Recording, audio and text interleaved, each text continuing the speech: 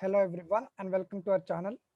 Today we are going to see one of the coding skills problem, which is nothing but you will be given an array and you need to reverse that array without using any temporary arrays, right?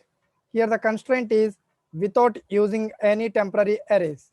Now let's see how we are going to do this.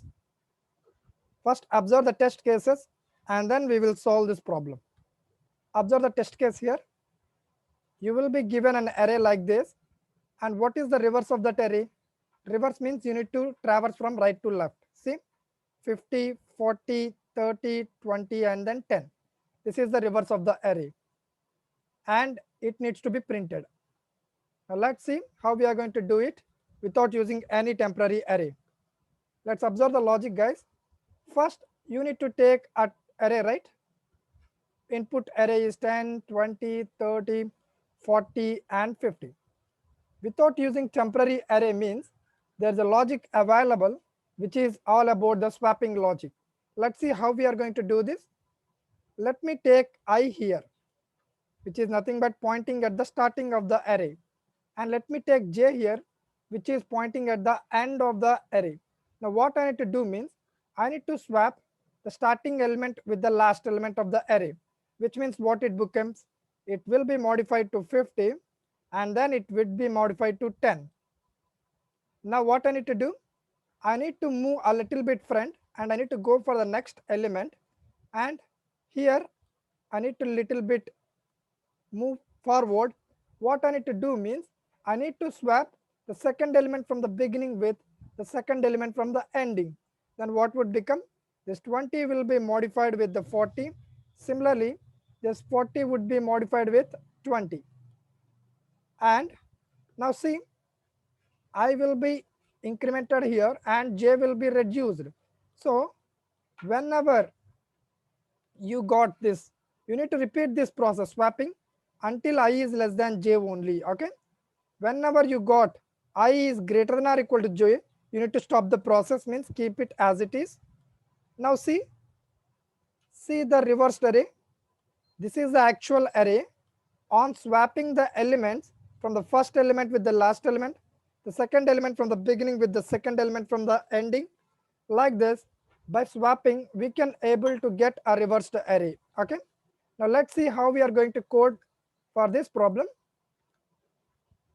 Observe the editor here. First I need to take an array, right? Let me take an array of capacity 100, and then let me take a integer variable name called as size in order to get the size of the array. Let me ask the user to give the size. Enter size of array, right? Enter size of array. Then user will give me a size. Now I will read that size into a variable called size. Okay, I need to use a scanf function in order to read it. Scanf %d ampersand of size. So whatever the value given by the user will be stored into a size variable. It represents the size of the array. Now what I need to do, I need to take a variable called index in order to read all the values and store it in the array. Now see, for the index equal to 0 and index is less than the size, index plus plus, which means I need to read all the elements, right? Now for that, I need to use a scanf function.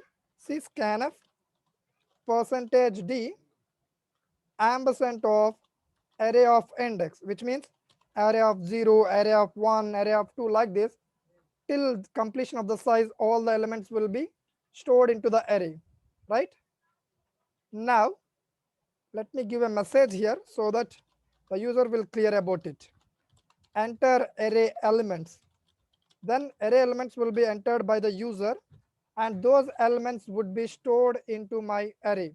Here see, for index equal to 0, index is less than size, and index plus plus, like this all those elements would be stored into my array. Now let me print out the array using the same logic. Okay, let me print out the logic here. Let me print out the array elements whatever we have taken here. The array elements are, let me print out here, for index equal to 0, index is less than size, index plus plus. I need to use a printf function in order to print it. printf, and let me take \t so that array elements would be printed with a tab space, 8 spaces, right? And then here we are printing, right? No need to consider about address. So directly you can use this print statement in order to print the data. Now I need to reverse it, right? For that, let me take I and j variables, where I will point to the starting and j will point to the end index. Okay. Now let's see. I will point to the starting and j will point to the last index, means size minus 1. Now what I need to do? I need to repeat a process of swapping until I is less than j. Yes, until I is less than j. I'm going to repeat this process. And what is this process is all about? Swapping, right? For swapping, I need a temporary variable. So let me take a temporary variable here and then take here. First, it looks like this: 10, 20, 30, 40, and 50, right? Means I will be pointing here and j will be pointing here. I need to swap it, right? First, I need to take what? First, I need to take the value of array of I into the temporary variable. And then what I need to do? I need to modify the array I value with array j value. And then what I need to do? I need to modify the content at jth index with the temporary variable. Now let's see what would happen then. See, let me take a temporary variable here. Temp equal to array of I means temp will hold 10 here. And then array of I equal to array of j means 50 will be kept here. And at this location 50 and this with 10 will be stored. See, both the 10 and 50 has been swapped. Like this, you need to repeat the process, right? For that, I need to increment the I value. So I will be incremented and j will be decremented, right? J minus minus, and then j will be decremented. And then by repeating all this process, the complete array will undergo the swappings and it will be reversed. Okay. Now let's see. Let me print like this. The original array, it would be good. The original array is, and I got a message like this. Okay. Now once it got, before printing it, let me take a \n so that we can go for a new line, and then I will print the same thing here, right?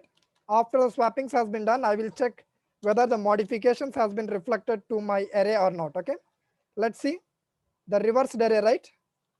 The reversed array is, for index is starting from the 0 until the index is less than size index plus plus. I'm going to access every element of that array. Okay, and this is the way to write the code. Let me save and execute. Let me save and execute here. Yes, it was executing fine. It was asking me the size. I'm giving a size of 5. Enter array elements. Let the array elements are 10, 20, 30, 40, and 50. Can you able to see? The original array elements are 10, 20, 30, 40, 50. Whereas the reversed array is the reverse direction. See, from right to left. 50, 40, 30, 20, 10. Like this, you can reverse an array easily without using any temporary arrays. Right? The major core part of it is all about swapping logic. This is all about today's session. Thanks for watching. Please do like and subscribe to our channel for more videos like this.